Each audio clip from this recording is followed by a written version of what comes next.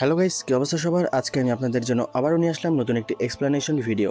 আজকে আমি এক্সপ্লেন করব ডক্টর স্টোন অ্যানিমের এপিসোড 3।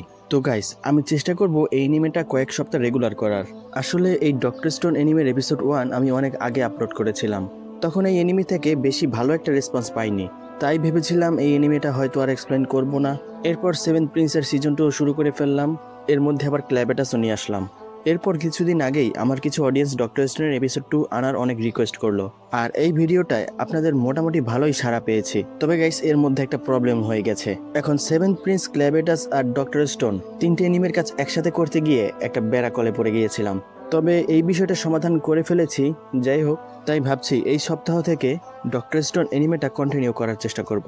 তো গাইস, অনেক কথা বলে ফেললাম, আপনারা থাম্বনেল দেখেই বুঝতে পারছেন এপিসোড 3তেও মজাদার কিছু আছে। তো চলুন গাইস, কথা না বাড়িয়ে গল্পের দিকে যাওয়া যাক। এপিসোড 3 শুরুতেই আগের এপিসোডের কিছু সিন দেখানো হয়। তাইজু আর সেনকু মিলে নতুন একটা ছেলেকে জাগায়, যার নাম সুকাসা শিশিও, আর সে অনেক শক্তিশালী। সে জেগে উঠেই সেনকু আর তাইজুর জন্য লড়াই আর শিকার করার কাজ শুরু করে। আর সুকাসার এই শক্তি দেখে সেনকুর পেটের ভাত হজম হয় না। সেনকু তার উপর একটু একটু সন্দেহ করতে শুরু করে। এরপর যেখান থেকে এপিসোড 2 শেষ হয়েছিল সেই সিন থেকেই আবার দেখানো হয়। সুকাসা বলছে, সেনকু, তুমি কি সবাইকেই জাগাতে চাও? তাদেরকেও, যাদের মনের মধ্যে কালো বিষ? এটা পাথরের দুনিয়া, পরিচ্ছন্ন আর পবিত্র স্বর্গের মতো। আমরা শুধু নিষ্পাপ মনের যুবকদেরকেই জাগাবো, আর এমন একটা দুনিয়ায় বসবাস করব যেখানে কোনো মালিক থাকবে না। এটা মনুষ্যত্বকে পরিষ্কার করার অনেক ভালো একটা সুযোগ। তুমিও এমনটাই মনে করো, তাই না সেনকু? তখন সেনকু মনে মনে হাসে আর ভাবে, এর তো মতলব ভালো মনে হচ্ছে না, কিন্তু কি আর করার। আমরা যদি তাকে না জাগাতাম তাহলে এতক্ষণে হয়তো সিংহের পেটে থাকতাম। ওই সময় আমাদের কাছে আর কোনো উপায় ছিল না। সেও যুবকদের সহযোগিতা করতে চায়, তাই যতক্ষণ সে মিরাকেল লিকুইডের বিষয় না জানতে পারবে সে ততক্ষণ শান্ত থাকবে। যাই হয়ে যাক না কেন, তাকে মিরাকেল লিকুইডের বিষয় কখনোই বলা যাবে না। তখনই তাইজু পাগলায় দৌড়ে দৌড়ে আসে আর বলে, সেনকু, আমাদের ওই পাথরটা মিরাকেল লিকুইডে ভরে গেছে। আমরা এখন ইউজুরিহাকে পাথরমুক্ত করতে পারবো। তখন তো সেনকুর অবস্থা দেখার মতো ছিল। গাইস, সবাই বাস দেয় পিছন থেকে, আর সেনকুকে সামনে থেকেই বাসটা দিয়ে দিল। তখন সুকাসা বলে, তুমি এটা কোন মিরাকেল লিকুইডের কথা বলছো? তখন তো সেনকু আবার পাট নেয় আর বলে, আমি তোমাকে এখন বুঝিয়ে সময় নষ্ট করতে চাই না। এর থেকে ভালো তুমি নিজের চোখেই দেখবে। চলো, তুমি অনেক ভাগ্যবান যে এটা হতে দেখবে।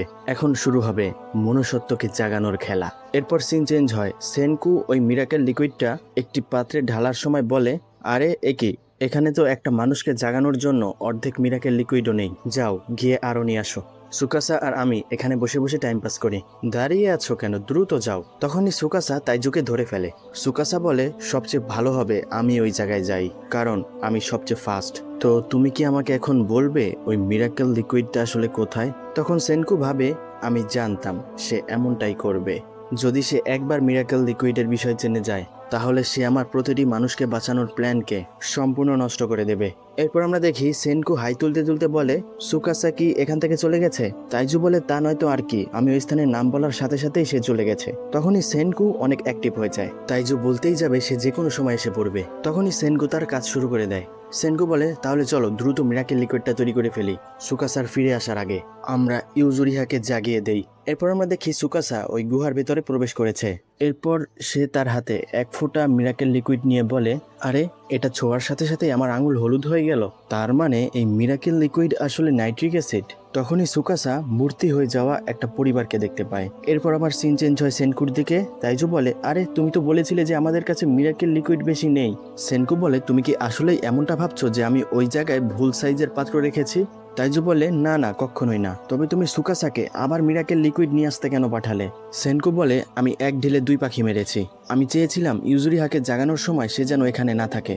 এর জন্য যদি ওই গুহার সন্ধানও দিতে হয় তাতেও কিছু যায় আসে না। তাইজু বলে, তুমি তাকে দূরে কেন রাখতে চাও? সে তো অনেক ভালো একজন মানুষ। সেনকু বলে, এজন্যই তো তাকে সামলানো এতটাও সহজ নয়। আমার আসলে তার এক মহান দুনিয়া তৈরি করার অসাধারণ ভিশনে 1%ও ইন্টারেস্ট নেই। আমি সিভিলাইজেশন তৈরি করার খেলায় বেশি মজা পাই। তাইজু বলে, ঠিক আছে, তাহলে আমি কিছুই বুঝিনি, তবে তোমার উপর আমার বিশ্বাস আছে, আর আমি সবসময় তোমার পাশে থাকবো। আমি এখানে যখন ছিলাম না তখন কি কিছু হয়েছিল? সেনকু বলে, হ্যাঁ, সুকাসা অনেক ভালো একজন মানুষ আর একজন কিলার। এরপর সিন চেঞ্জ হয় সুকাসার দিকে। সুকাসা পাথর হয়ে যাওয়া ওই পরিবারের সবার মূর্তি ভেঙে ফেলে। তখন তাইজু ইউজুরিহার সাথে আবার লটর পটর শুরু করে। সেনকু দৌড়ে এসে বলে, আমি বলেছি না বেশি সময় নেই, লিকুইডটা দ্রুত ঢালো। তখনই সেনকু এসেই ওই লিকুইডটা ঢেলে দেয়। তখন তো তাইজু পাগলায় আবার চিল্লাচিল্লি শুরু করে। তাইজু বলে, আরে তুমি এটা কি করলে? সব লিকুইড একসাথে ঢেলে দিলে। এ কি, কিছুই হচ্ছে না। ইউজুরিহা তুমি কি ঠিক আছো? ইউজুরিহা জাগে না কেন? সেনকু বলে, আরে এর রিয়াকশন শুরু হতে একটু সময় লাগে। এটা এক ধরনের ক্রায়োস্টেসিস। এটা দেহের ভিতর ক্রেস মেটালের মাধ্যমে তৈরি হওয়া একটা শিল্ডের মতো। একটা রহস্যময় মেকানিজমের কারণে ওই এলিমেন্টসগুলো ফেস শিফট করে, এজন্য দেহ পাথর হয়ে যায়। তাইজু বলে, আমি কিছুই বুঝতেছি না, আমার মাথায় ফেস শিফট হয়ে গেছে গা। সেনকু বলে, এই বিষয়গুলো আমি আবিষ্কার করেছি পুরো বছর ধরে ভিন্ন ভিন্ন এক্সপেরিমেন্ট করার মাধ্যমে। শুধু এতটুকু শুনে রাখো, তার দেহে নাইটেল লাগার পর যদি যে কোনো একটি অংশ ভেঙে যায়, সেটার প্রবাহ পুরো দেহেই ছড়িয়ে পড়ে। তখন সম্পূর্ণ দেহের পাথরই ভাঙতে শুরু করে। তখন তো তাইজুর রোমান্টিক নায়কের মতো তাদের পেছনের গল্পগুলো মনে পড়তে থাকে। সে বলে, আমি তোমাকে রক্ষা করতে পারিনি, আমি তোমার জন্য এতদিন ধরে বেঁচেছিলাম, আমি তোমাকে 1000 বছর ধরে ভালোবেসেছি, আর একটা কথা আমি তোমাকে 1000 বছরেও বলতে পারিনি। আরও কত কি হ্যান ত্যান ভাতের ফ্যান কি না কি বলছিল সে। যাই হোক, ইউজুরিহার সম্পূর্ণ পাথর ভেঙে যাওয়ার পর সে আগের রূপে ফিরে এসে পড়ে যেতে নেয়। তখনই তাইজু তাকে ধরে নেয়, রোমান্টিক নায়কের মতো। গাইস, শালায় সাইড ক্যারেক্টার হয়ে 2 সেকেন্ড পর পর মেইন ক্যারেক্টারের পার্ট লয়। তাইজু বলে, ইউজুরিহা তুমি কি আমাকে শুনতে পাচ্ছ? ইউজুরিহা বলে, তাইজু তুমি? তাইজু বলে, আমাকে ক্ষমা করে দিও, আমি তোমাকে 3700 বছর অপেক্ষা করিয়েছি। এরপর তো পাগলায় কাইন্দা কাইটটা একসাথ করে ফেলায়। ইউজুরিহা বলে, আমি কিছুই জানি না এখানে আসলে কি হচ্ছে, আমি এইমাত্র জাগলাম, তবে মনে হচ্ছে এখানে কিছু একটা হয়েছে। তার মানে আমার জীবন আসলে তুমিই বাঁচিয়েছো। গাইস, আমি একবারে পচাইতেছিলাম, এখন তো আমার নিজের কাছেই আসলে রোমান্টিক মনে হইতাছে। ইউজুরিহা আরো বলে, তুমি তো অনেক ভালো তাইজু, আমি তোমার প্রতি কৃতজ্ঞ। তখন তো তাইজু খুশিতে একাকার। তাদের ইমোশনাল দৃশ্য শেষ হলে তাইজু কিছুক্ষণ পর বলে, আসলে আমি কিছুই করিনি, এই চমৎকারটা সেনকুর কাজ। সেনকু পুরো 1 বছর ধরে এই মিরাকেল লিকুইডের উপর কাজ করেছে। সেনকু বলে, আই এম সরি যে তোমাদের মাঝখানে আমার কথা বলতে হচ্ছে, কিন্তু তোমাদের এখন একটা ডিসিশন নিতে হবে। আমাদের কাছে শুধু 2টা অপশনই আছে, যে কোনো একটা বেছে নিতে হবে। প্ল্যান এ, তাইজু আর ইউজুরিহা তোমরা দুজন এখনই এখান থেকে পালিয়ে যাও আর দূরে কোথাও গিয়ে নতুন জীবন শুরু করো। আর প্ল্যান বি, আমরা সবাই একসাথে সুকাসার মোকাবিলা করব সিভিলাইজেশনের অস্ত্রের সাহায্যে। তাইজু বলে, এর উত্তর একেবারেই সহজ, আমরা সব সময় তোমার সাথেই থাকব, তুমি আমাদের কোনো অংশে কম ভেবো না। ইউজুরিহা বলে, হ্যাঁ আমি জানি না এখানে কি হয়েছে, তবে আমিও তোমাদের সাথে আছি। সেনকু বলে, আমি এখানে ভালো সাজার কোনো ট্রাই করছি না, আমি তো তোমাদের শুধু একটা সুযোগ দিয়েছিলাম এখান থেকে পালিয়ে যাওয়ার জন্য। তাইজু বলে, যদি এমনটাই হয় সুকাসা মানুষ মারছে, তাহলে আমি সুকাসাকে এটা বলতে না বলতেই সুকাসা ওই স্থানে এসে পড়ে। সুকাসা বলে, তোমার যদি এমনটা মনে হয়ে থাকে আমি মানুষ হত্যা করছি, তাহলে এটা তোমার দৃষ্টিভঙ্গি, আমি তাদেরকে শেষ করছি নতুন দুনিয়ার ভালোর উদ্দেশ্যে। এরপর সুকাসা তাদের দিকে এগিয়ে আসে। সেনকু ভাবে, এ তো দেখছি তাইজু আর ইউজুরিহার কাছ থেকে নিজের কুকর্মকে লুকানোর চেষ্টাও করছে না, তার মানে যেই তার পথে আসবে। তখনই আমরা দেখতে পাই সুকাসা ভেঙে ফেলা মূর্তির কিছু টুকরো তার হাত থেকে ফেলে দেয়। এটা দেখে তারা সবাই চমকে যায়। তাইজু বলে, সেনকু আমার কিছু হয়ে গেলে তুমি ইউজুরিহার খেয়াল রাখবে, আমি তাকে থামাতে যাচ্ছি। এরপর তাইজু সুকাসার উপর ঝাঁপিয়ে পড়ে। সেনকো বলে, আরে গাধা, সে শুধু তার হাত দিয়েই একটা সিংহকে মেরে ফেলেছিল, তোমাকে তো মেরে ভর্তা বানিয়ে দেবে। আমার এখন ওই অস্ত্রটা বের করতে হবে যেটা আমি লুকিয়ে রেখেছিলাম, আমায় তাদের ঠিক মাঝ বরাবর মেরে তাদের দুজনকেই থামাতে হবে। তখন সুকাসা সেনকুর মারা তীরটা ধরে ফেলে। এরই সাথে সে ঘুরে গিয়ে তাইজুকেও একটা লাথি মারে। এত শক্তিশালী একটা লাথি খাওয়ার পরও তাইজু শক্তভাবে দাঁড়িয়েছিল। এটা দেখে সুকাসা অবাক হয়ে যায়। সুকাসা বলে, তুমিই প্রথম লোক যে আমার লাথির পরও সোজা হয়ে দাঁড়াতে পারছে। আর হ্যাঁ, এর থেকেও মজার বিষয় হলো তুমি আমার উপর কোনো আক্রমণই করোনি। আমি জানতে পারি এমনটা কেন? তাইজু বলে, আমি তোমার মতো মানুষ মারি না, তুমি আমাকে যত চাও মারতে পারো, তবে হ্যাঁ, পাথর হওয়া মানুষকে ধ্বংস করা বন্ধ করো। তখন তো ইউজুরিয়া আর সেনকু এটা দেখে হা হয়ে তাকিয়ে থাকে। সুকাসা বলে, তাইজু আমায় আগে তোমাকে ঠিকভাবে বুঝতে দাও, তুমি আমার কাছ থেকে মার খেতে রাজি, কিন্তু আমাকে তুমি মারবে না, যেন আমি আর মানুষের মূর্তি ধ্বংস না করি। ঠিক বলেছি তাই তো? তাইজু বলে, হ্যাঁ একদম ঠিক বলেছ। এটা দেখে সেনকু হাসতে থাকে। সুকাসা একটু সময় নিয়ে ভাবে, এরপর বলে, তুমি আমার কথা আগে ভালোভাবে বোঝার চেষ্টা করো তাইজু, এখানে কোনো শান্তি চুক্তি হচ্ছে না। তুমি যদি আমাকে থামানোর চেষ্টা করো, তখন তাইজু শালায় আবার চিল্লায়, তুমি আমাকে যতই মারো না কেন আমি তোমাকে থামানো বন্ধ করব না। সুকাসা বলে, তুমি এইমাত্র যেই মেয়েটিকে জাগিয়েছ, আমি যদি তাকে মেরে ফেলি? তখন তাইজু ইউজুরিহার সামনে গিয়ে দাঁড়িয়ে পড়ে। ইউজুরিহা বলে, এখন বুঝতে পারছি, এজন্যই সেনকু বলেছিল আমাদের এখান থেকে পালিয়ে যাওয়াটাই ভালো হবে। এরপরই আমরা দেখি তাইজু বেহুশ হয়ে যায়। তখন ইউজুরিহা বলে, আরে তাইজু কি হলো তোমার? সেনকু বলে, এ তো মার খেয়ে বেহুশ হয়ে গেল, আবার রক্তও বের হচ্ছে, মনে হয় তাকে কয়েকদিন আরামে থাকতে হবে। সুকাসা বলে, ঠিক বলেছ তুমি, আমাদের নিজেদের মধ্যে একদমই লড়াই করা উচিত নয়। অপরিচিত লোকদের মূর্তির চিন্তা না করে তোমরা ইউজুরিহাকে সুরক্ষিত রাখার চেষ্টা করো, আর আমি এখন তাই করব যেটা আমার করা উচিত। আমি এখন আর থামবো না। এরপর সুকাসা ওই স্থান থেকে চলে যায়।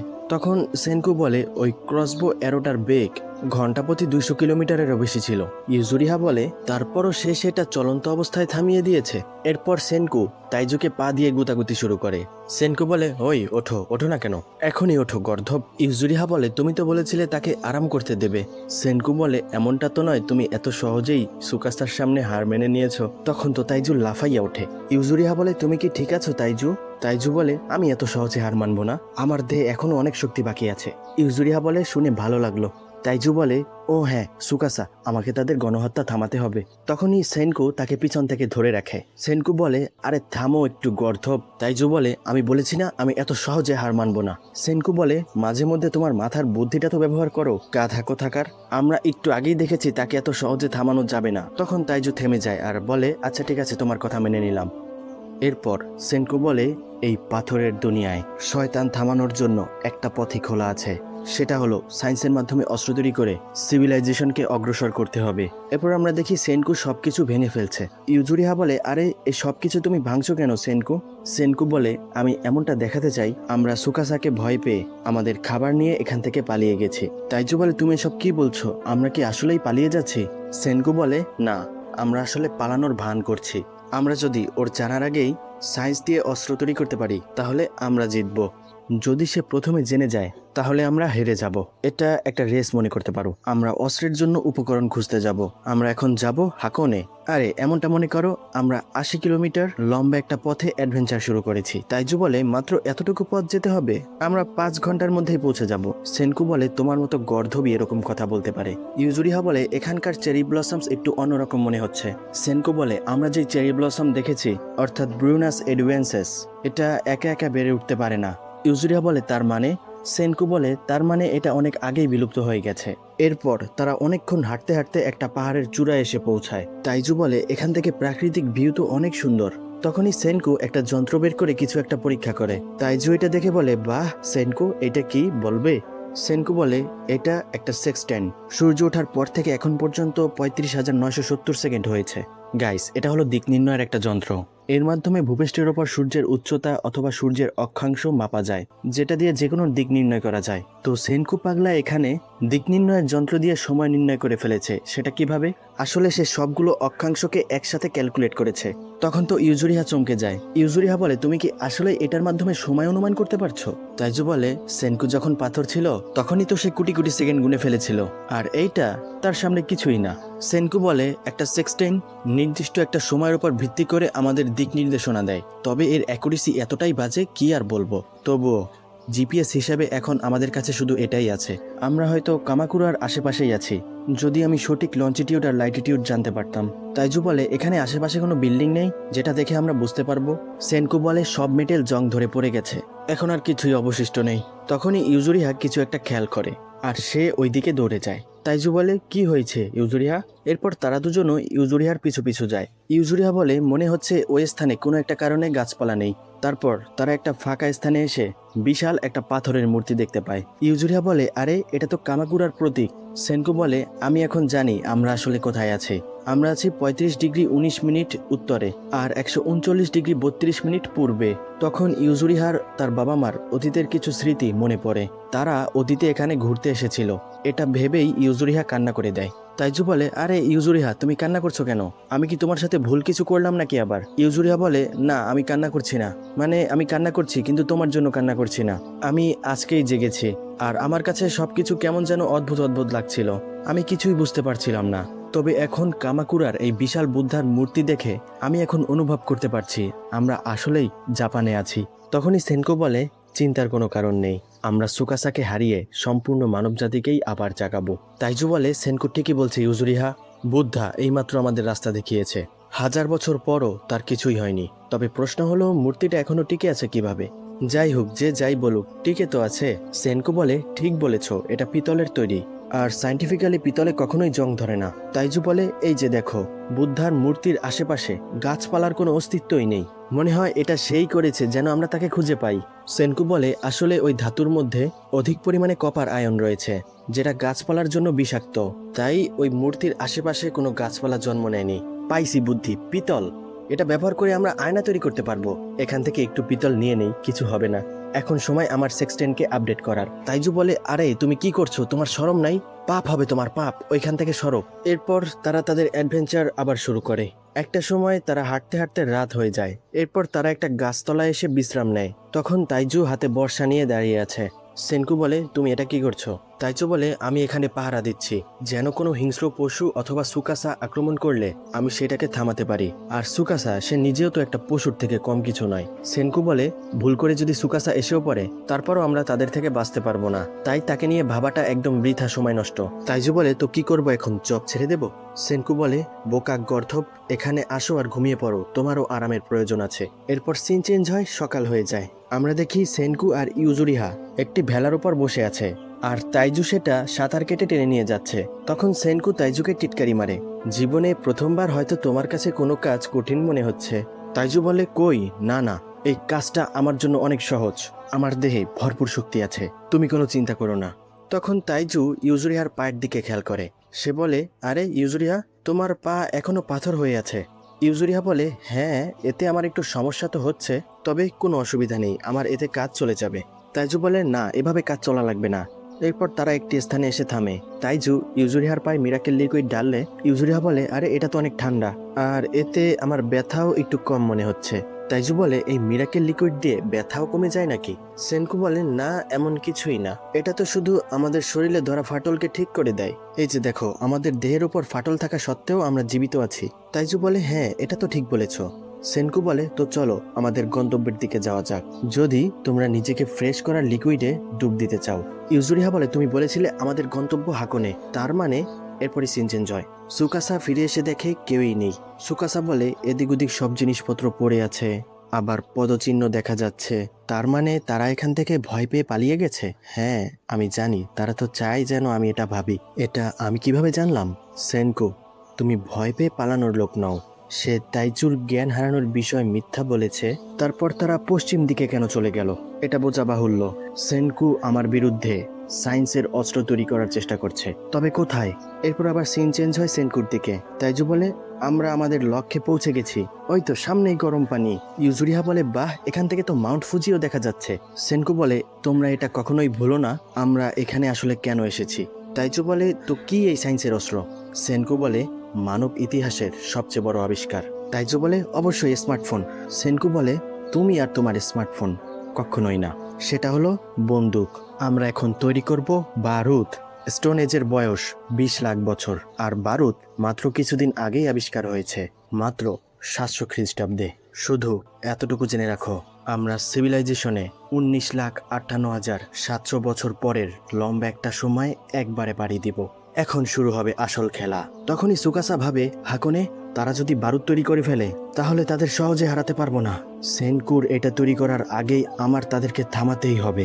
সেনকু বলে, এটা ভালো হয়েছে, জাপানের সব জায়গায় আগ্নেয়গিরি আছে, যে কোনো একটা আগ্নেয়গিরির গরম খনির সামনে চলে যাও, তাহলেই তুমি পেয়ে যাবে তোমার যতটা চাই ততটা সালফার, আর এ দিয়েই আমরা তৈরি করতে পারবো বারুদ। এখন আমাদের কাছে থাকবে এমন একটা অস্ত্র যার মাধ্যমে আমরা সুকাসার মোকাবিলা করতে পারবো। তো গাইস, এখান থেকেই এপিসোড 3 শেষ হয়। যদি ভিডিওটি আপনাদের ভালো লেগে থাকে, চ্যানেলটিকে অবশ্যই সাবস্ক্রাইব করবেন, ভিডিওতে একটা লাইক দিবেন এবং পাশেই থাকবেন। দেখা হবে পরবর্তী ভিডিওতে। ভালো থাকবেন, সুস্থ থাকবেন।